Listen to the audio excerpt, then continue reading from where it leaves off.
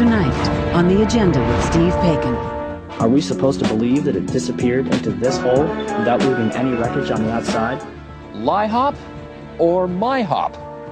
The bottom line is that World Trade Center 1, 2, and 7 have to be controlled demolitions. We have isolated the blast points 20, 40, and 60 floors below the World Trade Center. Whether they let it happen on purpose or made it happen on purpose, some still follow a different 9/11 narrative. I mean, it's physically impossible to get a collapse of that nature from a fire anyway. Could the Trade Center have been brought down by bombs? Could the Pentagon have been hit by a missile? And what happened to plane debris in Shanksville? If you look closely, you'll notice that the shadow of the plane meets the building after the flash occurs. This means that the flash is not the fuselage colliding with the building, but rather a separate event. Former Senator Bob Kerrey spent months investigating the attacks as part of the 9/11 Commission. He says the only conspiracy was the one by Al-Qaeda. 9/11 truthers, the laws of probability and the laws of science. That's tonight on The Agenda.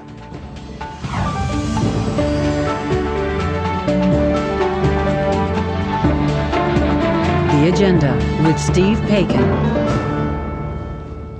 Good evening, everybody. Over the next 3 evenings, The Agenda will devote itself to the events and ramifications of September 11th, 2001. The questions of what actually happened on 9/11 are still subject to debate.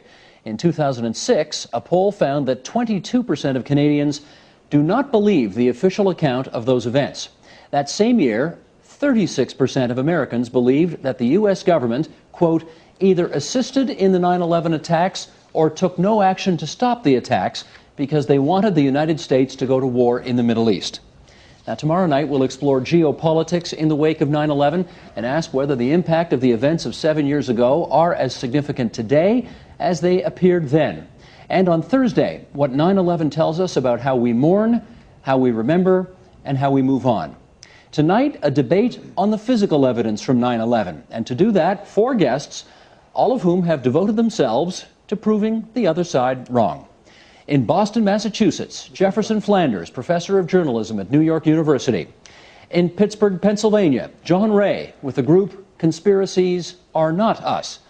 And here in studio, Graham McQueen, former professor of religious studies at McMaster University in Hamilton, and Michael Kiefer, English professor at the University of Guelph. And as I welcome all of you both here and stateside to our discussion tonight, we want to involve our viewers at home in this discussion as well, and we have a web question for you. Log on to TVO.org and tell us what you think on this question. As far as 9/11 is concerned, do you believe the U.S. government, and here are 3 options, A, made it happen, B, let it happen, or C, neither of the above? And we'll have the results for you at the end of the program. Okay, let's get down to our discussion and find out, first of all, what kind of ground we're standing on, how much is common and how much is not. Graham, to you first. We're going to start with the most basic of questions. Were there, on 9/11/01, 4 planes hijacked by 19 Arabs? I don't know. Why do you say that? There were 4 planes. The 19 Arabs are very much in question. Some of the Arabs who were supposed to have been on those planes doing specific things, I'm quite sure weren't. But were there no Arabs? And if there were Arabs, who were they? I don't know that. Michael, do you have a view on that? Yes, I do. For me, one of the important issues is the presence not of the 19 Arabs, but of a Pakistani, the chief of Pakistan's intelligence service, General Mahmoud Ahmad, in Washington, having breakfast with the chairs of the House and the Senate Intelligence Committees, having previously ordered the dispatch of $100,000 to Muhammad Atta. Now, that, together with a great deal of other evidence, suggests strongly to me that the 19 Arabs who are supposed to have been on the planes may have been on the planes, but what they were doing on those planes is very much a matter of speculation. I think they were patsies. You think they were patsies? Yeah. Jeff Flanders, what's your view on that? I think it was clear that there were 19 terrorists on the planes. The Saudi government has copped to 15 of them. The FBI released a list. A matter of fact, unfortunately, several of them stayed in a motel just blocks from where I'm speaking to you. Der Spiegel in 2003 did an extensive investigation and concluded that the 19 Arabs that were identified by the FBI were the folks who flew the planes into the World Trade Center, the Pentagon, and interrupted by some heroic passengers into a field in Shanksville, Pennsylvania. John Ray, any question in your mind that 4 planes with 19 Arabs on board hit the 2 towers, the Pentagon, and then something in Shanksville, Pennsylvania? Well, to what's been said so far, I would like to comment that the story about the $100,000 was first cited in the Wall Street Journal in the U.S., but they cited for that source a small newspaper in India that has a record of trying to provoke Pakistan. So I think, considering that we should all be skeptical of what we hear in the media, I'd be skeptical of that claim. And when it comes to the 19 hijackers, I mean, prior to 9/11, as confirmed by the governments of many countries, we know their war records in Chechnya, Bosnia, and Afghanistan. We know what extremist mosques they frequented. I think all the pieces of the puzzle fit to all of them being where the evidence indicates they were, which is on the planes. Jeff, it also tell me what you infer from this. The fact that within hours of the attack, the government was able to so quickly produce the names and photos of the 19 hijackers, what does that suggest to you? Well, actually, the government was not able to produce the images and names of the hijackers, and part of the 9/11 conspiracy movement has seized upon the fact that some of the initial names and photographs were wrong. CNN reported, for instance, that CNN was showing the wrong image of a pilot. So it took the FBI a while to walk back what had happened and come up with a more accurate record. Graham, you're not satisfied with the accuracy of that? Well, no. I mean, when it comes to these 19 hijackers, I would say in some respects we have not nearly enough evidence. Other respects we have too much. When I say we don't have enough, I mean we would expect ordinary things like security cameras in airports and so on. We have nothing credible that shows these guys in the airports from which they took off on these flights. Just let me stop you there, Yes. because I think I remember seeing video of Muhammad Atta walking through a metal detector in one of the Sure, airports. that was in Portland, Maine. That wasn't in Logan. And we also have one from Dulles, which I think is a fraud. We also would have expected that the FBI, the FAA would have immediately released the passenger lists so we could see these guys' names. Supposedly that's how they were identified, along with other things. There were several things. But they didn't. Now, we're told that we have the final list somewhere around 2006 released. How do we know? From the point of view of evidence, it's useless. John, we don't know if it's the original material. John Ray, you want to speak to that? If I may, the reason that we have the still frames of not just Muhammad Atta, but one of the other hijackers in Portland is because that's where they took off from. And as we all know, when you take off from one airport and then another airport to go to a third airport, you didn't prior to 9/11 routinely cross through security again. So that actually makes sense. And to speak to the problem of whether or not it was fast or slow, too slow in releasing the pictures of the hijackers, I think we all know that there are significant differences in how, say, the FAA, NORAD, and the FBI talk to each other prior to the Patriot Act, which was prior to 9/11. I don't know if any of us are qualified to know exactly what every single move was made in the FBI in terms of getting the names, making sure they had the right names, the right pictures on time. But I think it's a little unfair to speculate that in this case they weren't quote unquote fast enough, because it's a different process than what we know now for gathering information. Michael, let me seize on just one of the points made there, that once we don't have pictures of Muhammad Atta at Logan, because once you're quote unquote in the system, if you'd already checked in Maine, then you wouldn't see him in Logan. Is that a fair comment? Yes, although what I'd like to add to this issue, Steve, is my feeling that we may be descending into trivialities here. Because for me, the material question is, how did those aircraft get through? They got through because the American defense system had been disabled. The American defense system What do you mean had been disabled? I've got some distant military background. I was a graduate of the Royal Military College donkeys years ago. And one of the things that struck me early on in trying to deal with this evidence was the peculiar fact that the most powerful nation in the world's air defense system was not there. Now, we learned in 2004 that it was not there because there were air defense exercises being conducted, which sent most of the fighter planes in the northeast of the United States off to Alberta and Alaska. Is that not your explanation then? Well, that's part of the explanation. Part of the explanation is also that the exercises they were running were hijacking exercises. So the air defense coordinators, whose job it was to vector pilots to a point of crisis, had, by some estimates, 20 blips on their screens. They didn't know what to do with the planes they had. Beyond that, there's Transportation Secretary Norman Mineta's testimony to the 9/11 Commission that Vice President Cheney was in effect giving instructions from the bunker under the White House not to shoot down the plane that was approaching Washington. Jeff Flanders, you want to speak to those points? Well, I think what's interesting is that we are straying, I think, into some trivialities. I'm not quite sure what if we could return to the notion of why they weren't the 19. That is to say, is the suggestion that there was someone else doing this? I mean, I think we've seen with the bombing in Madrid, in London, and elsewhere, that there are Islamic terrorists who are willing to give their lives up in the pursuit of their cause. I don't understand why it's so hard to accept that fact. You know, to the question of our air defenses, U.S. air defenses were faced outwards. We were not looking for internal threats. There was no direct link between our FAA air controllers and the military. They would have had to pick up a phone and call.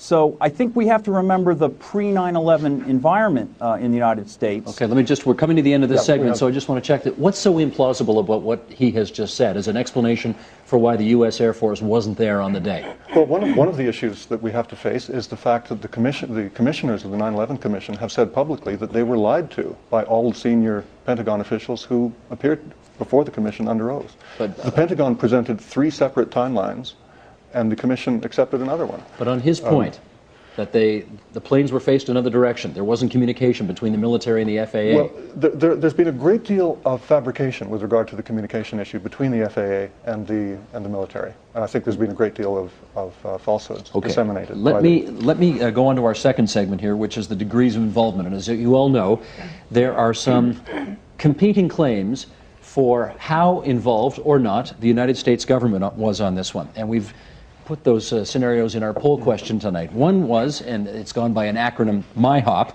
made it happen. There's another one that it is LIHOP, let it happen. Or, of course, another possibility is that the U.S. government had no notion this was coming and was as surprised as everybody else. John Ray, which camp do you fall into? Good gracious, where to begin? I think to go with either LIHOP or MIHOP, you're basically forcing yourself to believe that the FBI, the CIA, the Air Force, the FAA, surveillance sectors in Britain, many countries in the Middle East, Pakistan, over the course of decades, given what we know about the biographies of the hijackers, we're all working in tandem to produce this supposed conspiracy. I think either in the case of LIHOP or MIHOP, you basically have to draw in so many parties who are in some way responsible, and on some level, in every case, knowingly responsible for what they're doing, not just sort of doing the separate part and sort of a grander conspiracy that they weren't necessarily aware of, that you might end up actually blaming millions of people for what happened on 9/11. I wouldn't want to speculate on the numbers. I've tried to calculate it elsewhere, and you can literally go over 1 million if you take either the LIHOP or the MIHOP main narratives at face value. Okay, hold that there. Graham McQueen, MIHOP, LIHOP, or neither of the above? First, a word on conspiracy. A conspiracy is 2 or more people planning in secret to commit a crime or other immoral act. 9/11, the event, was done by a conspiracy. So let's try to avoid the term. We all agree that somebody conspired, okay? So I'm MIHOP. Made it happen on purpose, yes. The United States government made it happen on purpose. The term used, United States government, is very vague, Steve. Okay, so who's All I know is that whoever made it happen was able to get into, for example, 3 major towers at the World Trade Center and plant explosives in them to take them down. Hold that thought, because we're going to get to that later. If it had to be an inside job. Since everybody, I gather, here agrees it was a conspiracy, it's just merely a question of who the conspirators were. How high up would your conspiracy have to go for it to happen? Well, I don't like to speculate publicly in terms of specific names, but I suspect that Cheney and Rumsfeld were in on it for sure. Were in on it? And the FBI was in on it up to their ears, certainly.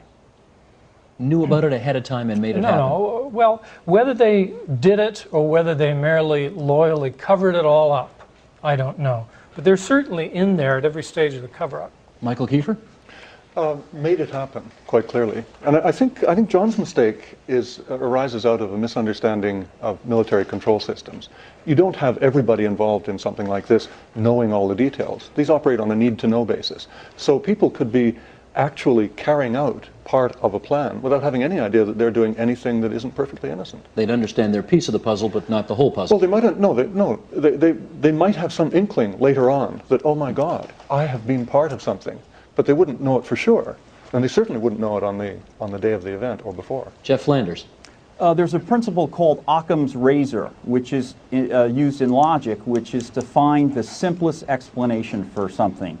And in this case, the simplest explanation is the 19 Islamic terrorists who crashed the planes. The notion that the U.S. government would be complicit in the murder of 3,000 citizens, I think, poisons civil discourse.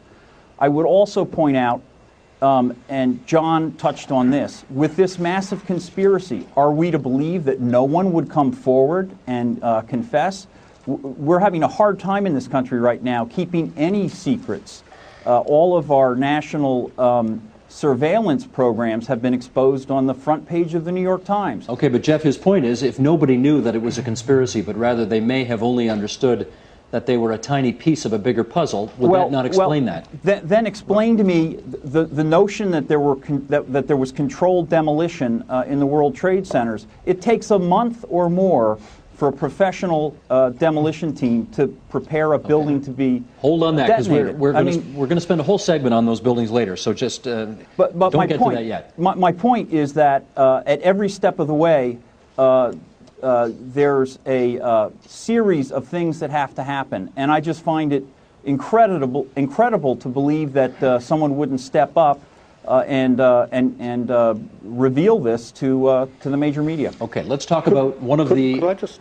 Very briefly, because I want to keep us on time here. Well, in fact, the military exercises were a closely held secret until 2004, when that leaked out. And it came out bit by bit, and the military was pretending, prior to that point, that nobody could imagine the possibility of hijacked aircraft being directed at buildings. Well, on the day, they were exercising scenarios that included hijacked aircraft being directed against buildings. How do you know that? Go ahead, answer. How do you know that? I think there was an exercise conducted at the, I'm sorry, I forgot, I've lost the acronym for the organization, but the organization that controls the spy satellite intelligence. That was shut down on the day because they were running an exercise involving an airplane crashing into their building. Okay, but how do you know that? I'm sorry, that's been I think it was initially discovered by independent researchers. It's subsequently been confirmed.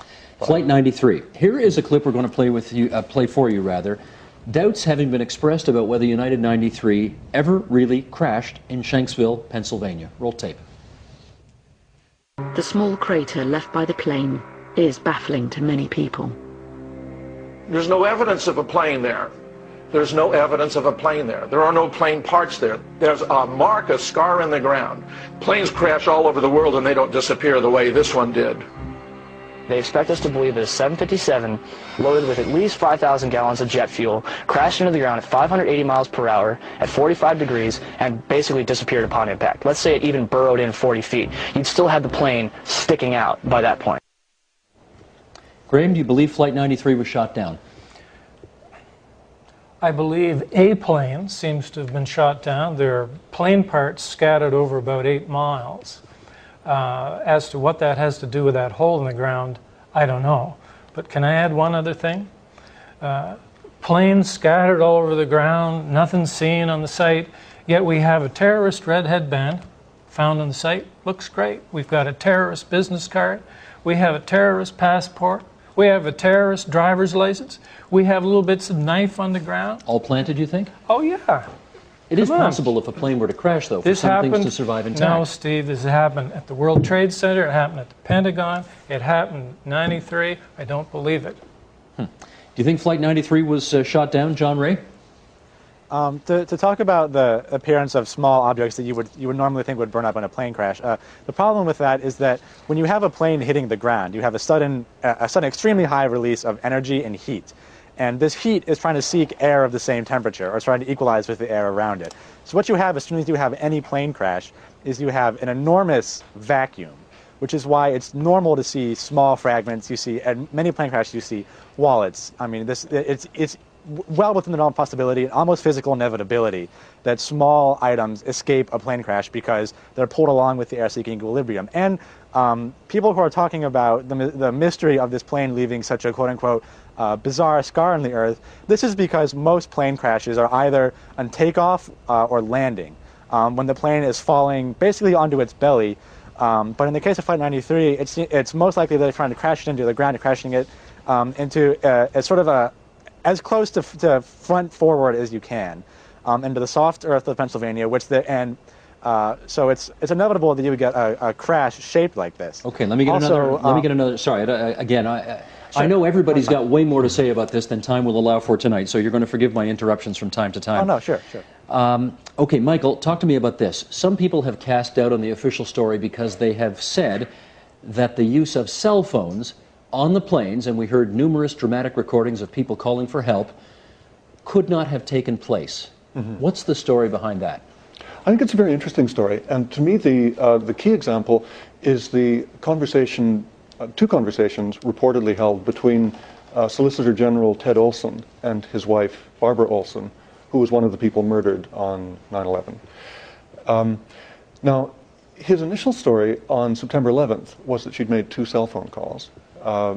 Several days later, he said she'd made 2 airphone calls. Now, those are quite different things. Cell phones typically don't function above an altitude of several thousand feet. Beyond about 5,000 to 8,000 feet, they fade out completely. And the FBI, by the way, seems to have recognized this in 2004, following, probably, I would guess, following research by Professor Dudney. But if she used those phones that come equipped on the plane, those would have worked. If she did. The problem is that his story kept changing, and that finally that the FBI effectively erased the story in its in the evidence it provided at the Zacharias Moussaoui trial. But Michael, you're basically arguing... I'm sorry. All I'm saying is that the story kept changing, and that finally the FBI said there was one attempted call which lasted 0 minutes, 0 seconds. In other words, there was no call at all, according to the FBI. Is it reasonable to assume that a grieving husband might mistake cell phone for airphone? No, my point is simply that the FBI says there was no phone call at all. Now, Okay. I present that simply as an issue for the U.S. government. John wants in on it. Go ahead, John. Come on back in. Michael, unfortunately, that's not exactly true. First of all, your argument is hinging on the idea that a grieving husband's memory wouldn't be off several years after the fact. I also think it's unrealistic to expect him to be able to immediately recognize the difference between hearing a cell phone call and an airphone call. And also, the calls that you're talking about in question are not the net length of any calls, so the net length of any calls from a particular airphone. I'm not one to speculate on what's going through the mind of somebody who lost their most loved one in such a horrible tragedy. I think it's unfair of us to speculate on his behalf, but I think it is fair to say that several years after a traumatic incident, it would be silly to argue that he's directly lying in a case where almost anyone would have a confused memory or a fuzzy memory. Okay, but Jeff, what about this notion that there was actually no phone call at all? Well, let's first deal with the question of, can you make a cell phone call from a jetliner? And the answer is yes. Research at Carnegie Mellon shows that cell phones can work up to 35,000 feet. Rick Kemper of CTIA Wireless, the phone association, says the same thing. And that's true for 7 years ago as well? A matter of fact, the old analog phones had stronger power and actually were able to make better calls from higher altitude than today's digital phones. So cell phones can make calls from in flight. The FAA has been fighting passengers who sneak cell phone calls in. So that is a probability. Plus which, as John mentioned, most of the calls made on 9/11 were made using the air phones. Okay, let me stop you there because we're getting behind on time here. Chapter 4, the attack on the Pentagon. Some people have seen the video. They say that it wasn't American Airlines Flight 77, but rather it was a missile. Here's the video. Take a look.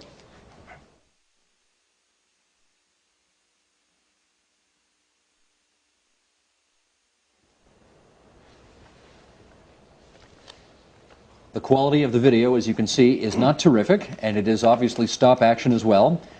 And it is, some allege, extremely difficult to conclusively say that that's a picture of a plane crashing into the side of the Pentagon. So let's go through this. Graham, what do you think we're seeing in that picture? I have no idea. This is the kind of thing they released to us, even though they confiscated, according to the Department of Justice, 85 videos from surrounding areas that might have shown us something useful. Amateur video, you mean? Like on gas stations and so on, buildings. Okay. Now, every now and then one will be released, like this, to the internet or something. It has no evidential value at all. Where did you because get we don't know what the chain of custody is. We don't know what they've changed in the years since they... So that's the video part.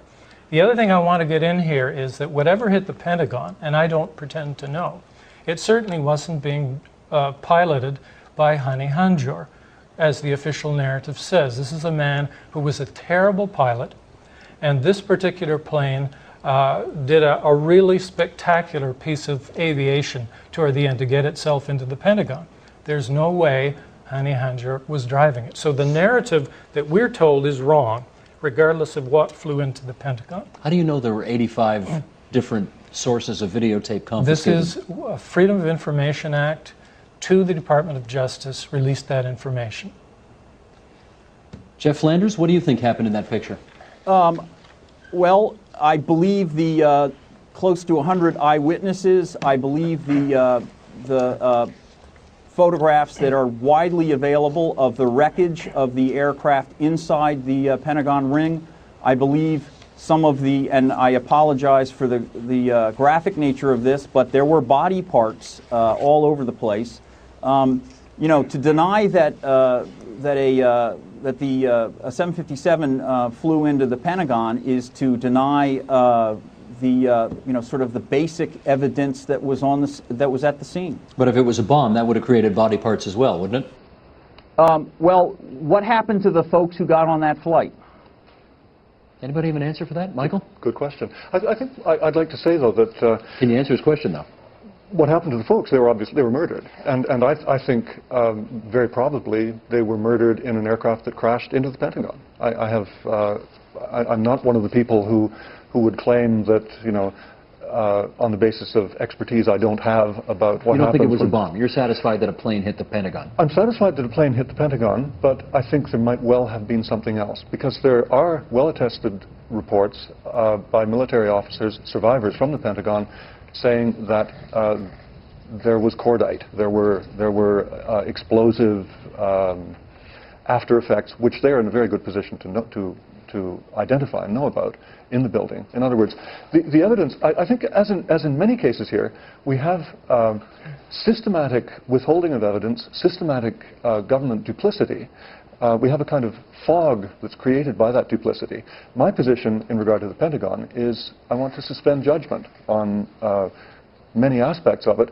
I think with regard to the piloting of the aircraft, we know that Hani Hanjour couldn't have flown it. We also know, by the way, that an E-4B aircraft was circling over Washington at the time of the crash. And that aircraft could very well have electronically controlled the aircraft that crashed. Let me get a question into John Ray here. Why has there not been more evidence forthcoming from that Pentagon situation? Well, one of the things that was brought up was the idea that there are, quote-unquote, 85 videos that are available of the Pentagon, and that's patently absurd. One of the ones I brought up was the idea of a gas station, where someone claimed there was a gas station that could see the Pentagon. This is not true. If you look at the map of the gas station in question, there's a street, a highway, and part of the river separating the gas station and the Pentagon.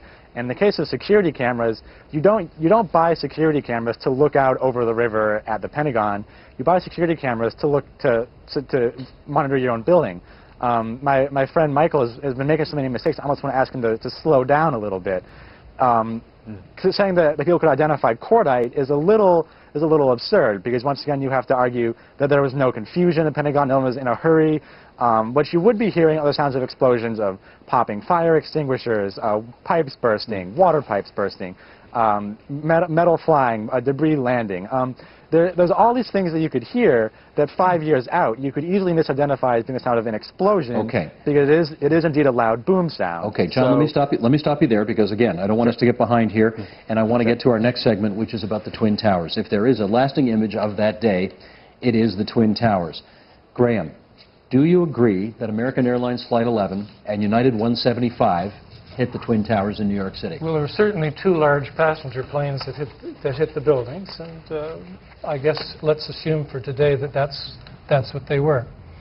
There's certainly 2 large planes that hit the buildings. But yes. You're not sure it was those 2 flights? I don't know. What makes you skeptical that it might be those 2 flights? Well, there are things that we normally would look for to help us identify such things. There are things called time change parts in planes, for example. Little parts that have to be changed before they wear out, and they have distinctive serial numbers on them.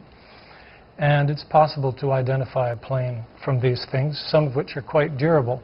Even in the face of that inferno? Yes. Well, I'm going on people who've studied this at some length, including a Colonel Nelson from the U.S. military, who studied these things for years and who says that it's baffling that we don't have such serial numbers from any of the 4 flights. So, but I don't want to concentrate on whether they were those flights. I want to concentrate on the fact that I'm not a no-planer. It's perfectly obvious from extensive study that many of us have done that 2 large planes with people on them smashed into the towers. Okay, let's follow up then. Michael, why do you think that what happened to the Twin Towers, namely the inferno and essentially the melting of the building into collapse, which is the official story, does not support what you think happened that day? Well, first, because the evidence produced by the National Institute of Standards and Technology indicates that they have no evidence of steel reaching a temperature at which it would become significantly deformed to the point at which the buildings could even begin to collapse. There's copious evidence to show that the NIST reports on the collapses of or up to the point of the collapse of the Twin Towers, because they don't even pretend to explain the collapses themselves, are what I would call, in their conclusions at least, junk science. And they're junk science in part because the NIST has been tragically politicized, as has science in general under the Bush regime. So the report that came out the other day from NIST, confirming essentially the official story that we have been led to believe over the last 7 years, you don't buy that? No, because they claim, for example, that there were no steel samples from Building 7, which is contradicted by the FEMA report of 2002, which contains in one of its appendices a 13-page analysis of the damage done by high-temperature chemical contact to a piece of steel from World Trade Center 7. Okay, we just showed the 2 clips of 2 separate clips of the North and the South North Tower falling. The implosion, Graham, clearly begins at the top and crushes down. That is, you don't agree with that? No. You want to show that again? Well, hang on. Believe me, I've looked at it hundreds of times. Re-rack it, Michael. Let's look at it again, because it sure looks like the building starts to fall apart from the top and then collapses. Okay, look, there's the monitor. Yes, I've watched it hundreds of times. Okay, but we're watching it together now for the first time. Let me challenge your word crush. Certainly, the destruction of the building starts toward the top. Right. But the whole point is it the upper rigid block crushing the rest of the building, which is the NIST theory, what we sometimes call the sledgehammer theory, according to which 12 stories crush 91 fully intact stories and turn them into absolute rubble in 14 to 20 seconds. I don't buy it for several reasons. First, because I've collected over 150 witness accounts which talk about people perceiving explosions just before the building comes down. So there's lots of evidence, eyewitness evidence of detonations. Secondly, because if you do a careful study of the acceleration of that upper rigid block, you will find it's not bumping into a solid building. If it did, it would go through a brief but sudden deceleration. It does not. So what's your explanation? It accelerates. Clearly, the building below, the 91 intact stories, had to be removed by some agency before the upper rigid block reached them. And what's your theory? Well, it was obviously destructive agents, meaning explosives, and possibly something like thermite, which could cut the columns. The point is, it was preset. Oh yes, sure it was. There's no way, Steve, I want to say, there's no way 12 stories fell a few feet and smashed 91 intact. Just so people know, these 91 stories had 283 rigid steel columns which were not seriously damaged either by the plane impact or fire, according to NIST. Okay, let's get some time for out of town. Jeff, you've heard the case. What's your view? Well, I'd like to start first with the airplanes and the folks that were aboard them. I live in Boston. Some of my son's schoolmates lost their parents in the World Trade Center catastrophe. I'm offended that there would even be a question whether those were the planes that went into So I just think we need to put that on the record. As to the question of the sound of explosions, when you have a modern skyscraper falling, you have transformers, you have rivets, you have electrical equipment. It wouldn't be a surprise to hear explosive sounds. The seismic record, Columbia University, the Lamont Doherty Observatory, the seismic record clearly shows there were no explosions prior to the collapse of the World Trade Center. The NIST report clearly shows progressive failure, and to assert otherwise is to go into this sort of Alice in Wonderland where... Okay, but Jeff, hang on. You do need to address his point that it would be against the laws of physics for 10 stories to crush 90 stories in the way that it happened without some kind of preset explosives, which was but that's Graham's not point. That's not what happens with a progressive collapse. You had columns that were damaged in both cases, and then you had unchecked fires which served to, throughout the building, which served to weaken the steel.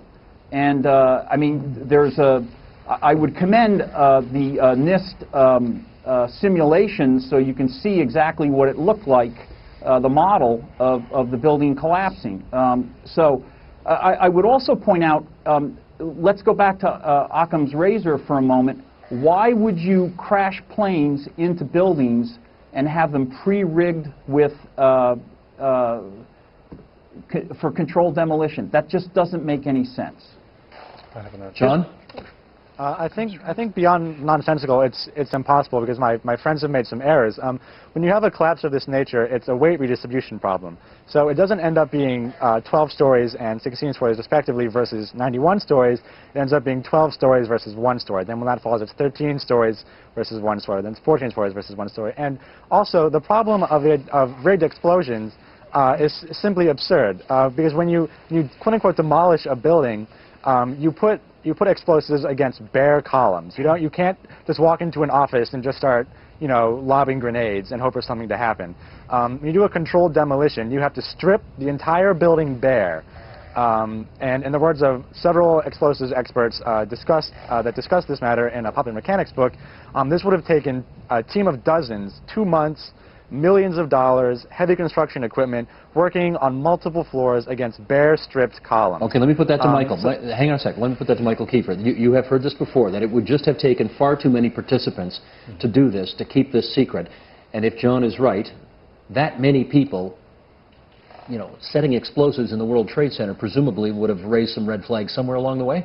There could have been access to all of the necessary points at which explosives were placed through the elevators. That's clearly how it was done. There's a very good analysis of it at a website entitled World Trade Center Demolition Analysis. By the way, just if we can go back for a moment to the NIST, I think it's significant that Dr. James Quintieri, who was the former chief of NIST's own Fire Science Division, has himself said the NIST report is questionable in its conclusions and that there needs to be an independent review. Now, he doesn't support, I should add, he does not support the theory that explosives were placed in the building. But he's also not satisfied. But here you have someone from inside NIST saying there's something very seriously wrong. John, quick comeback. Michael, your point that all the points will be available from the elevators doesn't solve your problem, because you still need to be using thousands of tons of explosives, in the words of the experts reference the Pipe of the Mechanics book that I'm talking about. You still need thousands of pounds of explosives. You still need lots and lots of people working on this. Once again, it's against bare, stripped surfaces. It isn't a matter of just climbing in the elevator shafts. It's a matter of attaching explosives to the columns themselves. And someone brought up thermite. Thermite is one of these things that heats up to extremely high temperatures for a very short amount of time, then disappears. You would need so much thermite to melt through the extremely thick columns of the World Trade Center that it simply wouldn't work to operate through the elevator shaft, because you couldn't get big enough machinery through the elevator. Graham, quick response. Yeah, quick response. First of all, Jeff, you haven't read the NIST report. That's John. I know. I wanted to respond to Jeff first. John, your scenario of progressive collapse does not solve the problem. In order to bring down that building, there has to be impact from the top part of the building, and that impact will show when we measure the progression of that upper block down. I'm telling you, it's not there. Okay, let's go on to our penultimate section here, the mystery of World Trade Center number 7. This is, well, we've got some tape here. Let's take a look at what happened to WTC 7 at 5:20 p.m. on 9/11/01. Roll tape, please.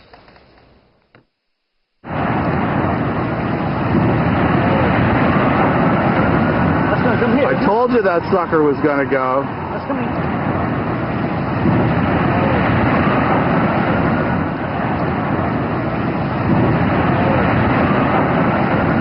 Now, obviously, that was not one of the buildings that was hit by a plane, and it appears to have collapsed from the bottom underneath it. There were some who claimed to have felt explosions inside WTC 7, and the star witness in that case is Barry Jennings. Let's hear from him before we talk. Michael, roll tape, please.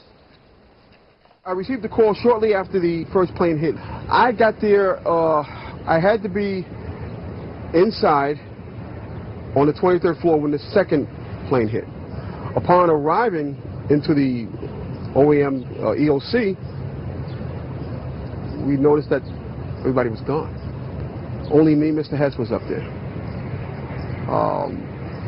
After I called several individuals, one individual told me that to leave and leave right away.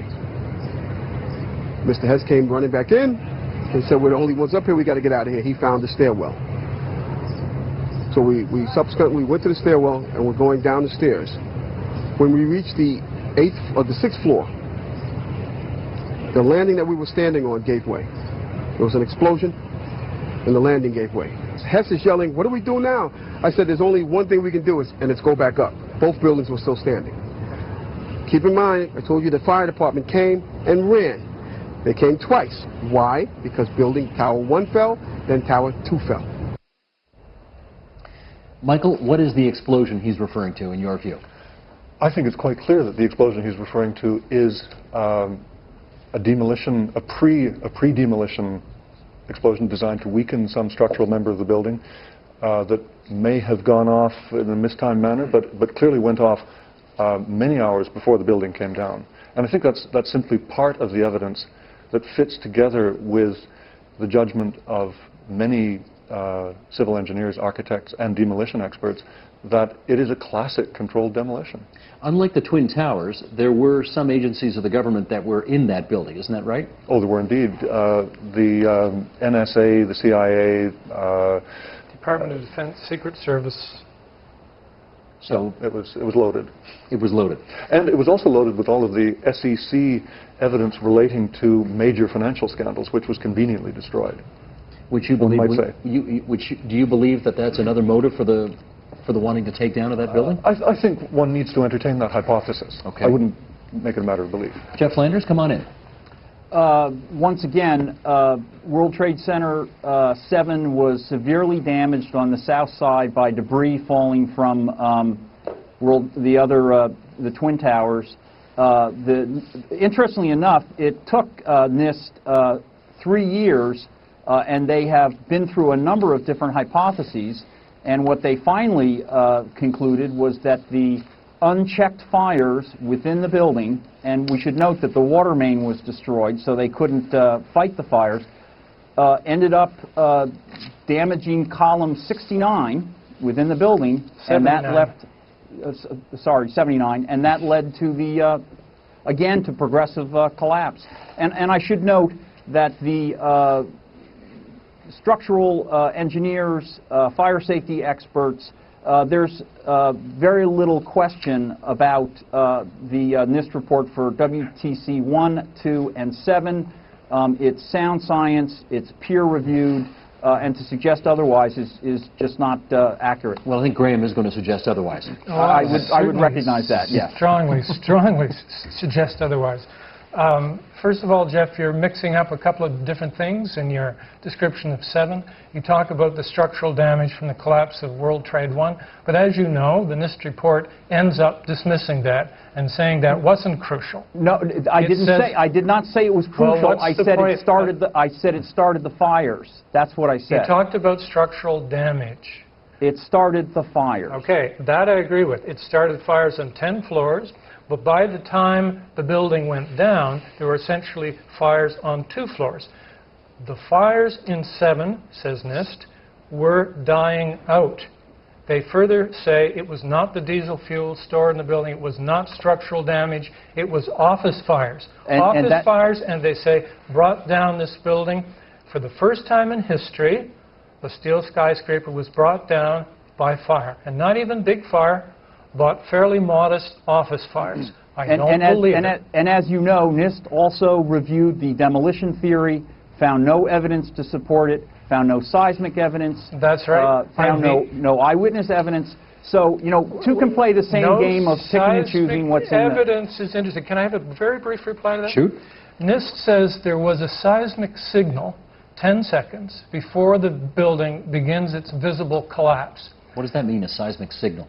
Shows up in the seismometer. That means the building it's collapsing before you see it start to collapse. That's right. They think it's a bunch of columns falling down inside the building, even though a plane hitting the Pentagon 500 miles an hour left no discernible seismic signal. So how do you explain it? Somehow, well, it's much more likely that it's detonation, it seems to me, than that it's debris falling inside the building. And by the way, none of this stuff can be seen. We all looked at it. NIST has this elaborate scenario which they cooked up on computer models for which there's no empirical evidence. Well, let me ask Michael this. What is missing from the official account of that day for you to be able to accept the official version of events? Well, everything, virtually. If we're still talking about WTC 7, though, that's right. Here's part of what's missing. NIST says that the cause of collapse was a fire on floor 12 that weakened to the point of collapse a girder connecting columns 44 and 79.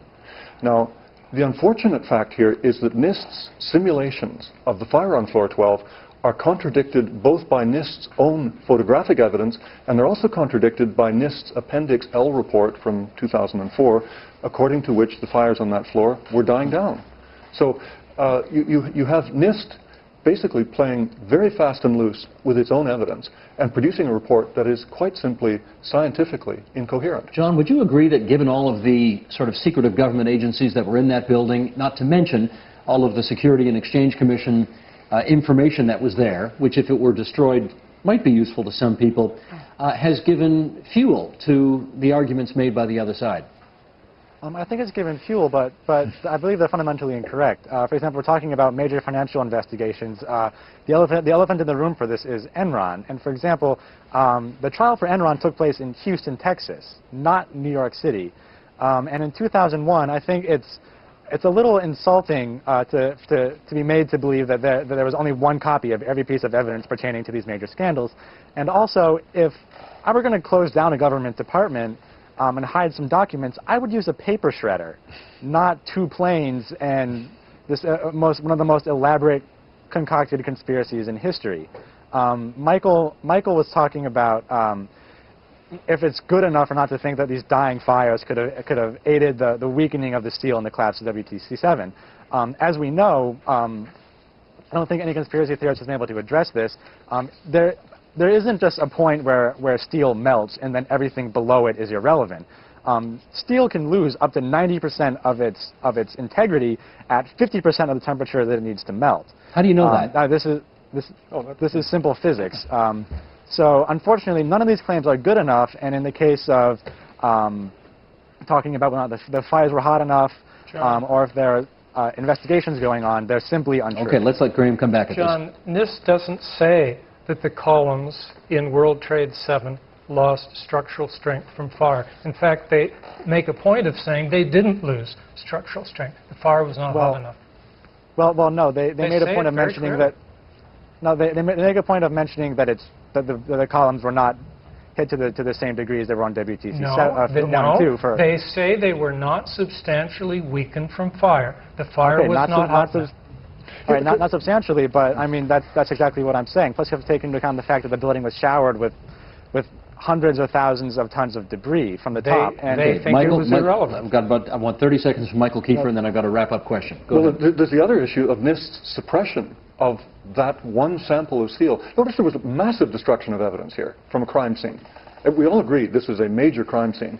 How is it possible that all but one little sample of steel from WTC-7 was carted off and sold to China? Now, that one piece that was analyzed by government scientists showed eutectic melting. It showed bizarre stuff that they had never seen before in their large experience of office fires.